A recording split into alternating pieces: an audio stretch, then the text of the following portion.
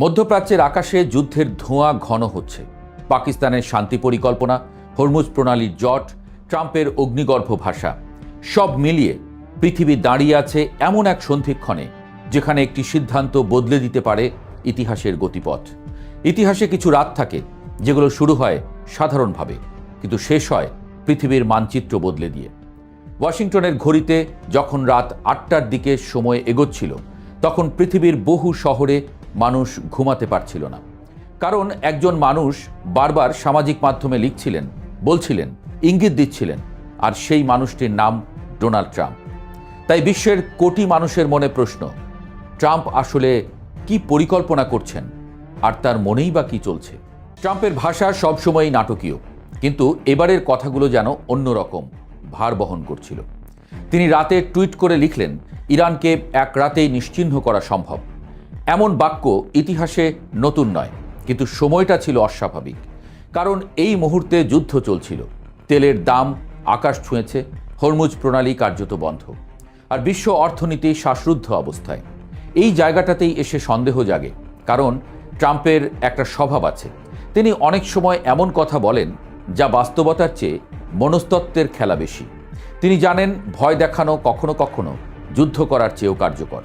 মধ্যপ্রাচ্যের যুদ্ধ সাধারণ কোনো আঞ্চলিক সংঘাত নয়, এটি এমন এক দাবার বোর্ড যেখানে প্রতিটি ঘুঁটি নড়লে পৃথিবীর অন্য প্রান্ত কেঁপে ওঠে। হরমুজ প্রণালী সেই দাবার বোর্ডের কেন্দ্রবিন্দু। বিশ্বের প্রায় 1/5 জ্বালানি এই সরু জলপথ দিয়ে চলাচল করে। সেটি বন্ধ মানে শুধু যুদ্ধ নয়, বিশ্ব অর্থনীতির হৃদস্পন্দন ধীর হয়ে যাওয়া। এই অবস্থায় পাকিস্তান এগিয়ে এলো মধ্যস্থতাকারী হয়ে। তাদের পরিকল্পনা ছিল 2 ধাপে। প্রথমে যুদ্ধবিরতি, তারপর স্থায়ী চুক্তি, যার নাম দেওয়া হয়েছিল সম্ভাব্য ইসলামাবাদ চুক্তি। শান্তিপূর্ণ, যুক্তিসঙ্গত, আর পৃথিবীর মানুষও আশার আলো দেখতে শুরু করেছিল। কিন্তু ট্রাম্প সেটিকে বললেন যথেষ্ট ভালো নয়।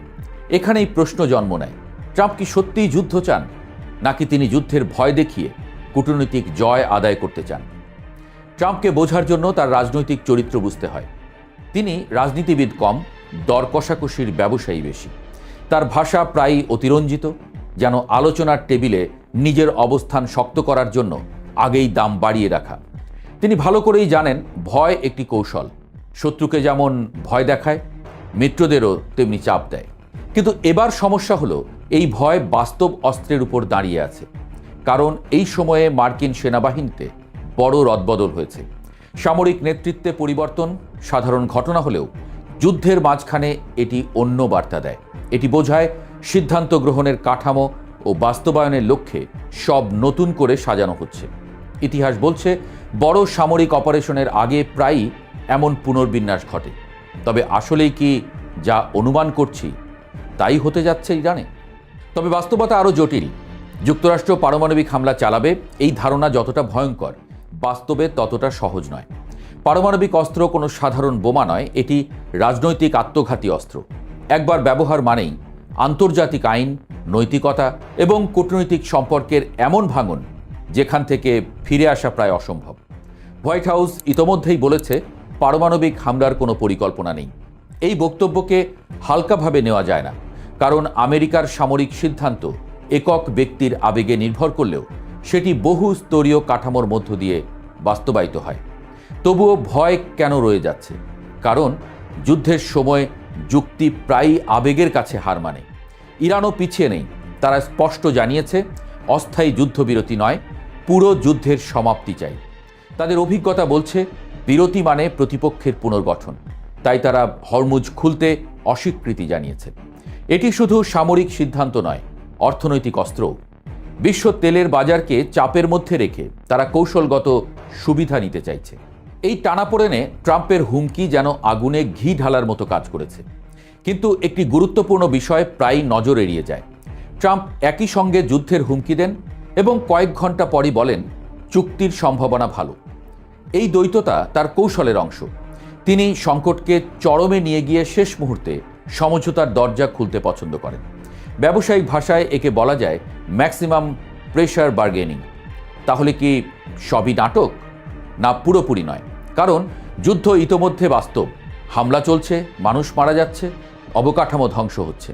শরীফ ইউনিভার্সিটি, পেট্রোকেমিক্যাল স্থাপনা, শহরের ভবন, রেল লাইন সবই এই সংঘাতের সাক্ষী। যুদ্ধ যখন এত দূর এগিয়ে যায়, তার একটি ভুল হিসাবও বড় বিস্ফোরণ ঘটাতে পারে।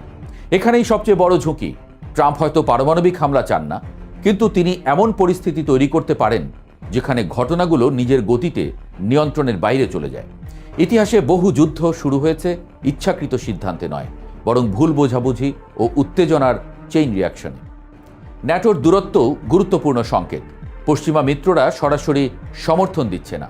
এর অর্থ যুক্তরাষ্ট্র যদি বড় আকারে হামলা চালায়, তবে সেটি অনেকটাই একক সিদ্ধান্ত হয়ে দাঁড়াবে। আন্তর্জাতিক বৈধতার প্রশ্ন তখন সামনে আসবে। আর আন্তর্জাতিক আইন, বেসামরিক অবকাঠামো ধ্বংস করলে সেটি যুদ্ধাপরাধ হিসেবে বিবেচিত হতে পারে। এই সতর্কতাও ইতোমধ্যেই উচ্চারিত হচ্ছে। ফলে সামরিক সিদ্ধান্ত এখন শুধু যুদ্ধক্ষেত্রের নয়, আদালতের ইতিহাসেও লেখা হতে পারে। এই অবস্থায় ট্রাম্প যেন দুই রাস্তার মাঝে দাঁড়িয়ে আছেন।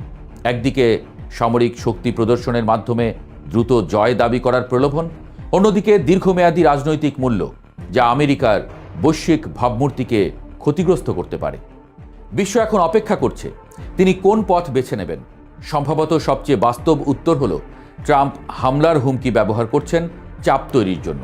তিনি জানেন যুদ্ধ যত দীর্ঘ হবে, অর্থনৈতিক চাপ তত বাড়বে, আর সেই চাপ শেষ পর্যন্ত সবাইকে আলোচনার টেবিলে আনবে।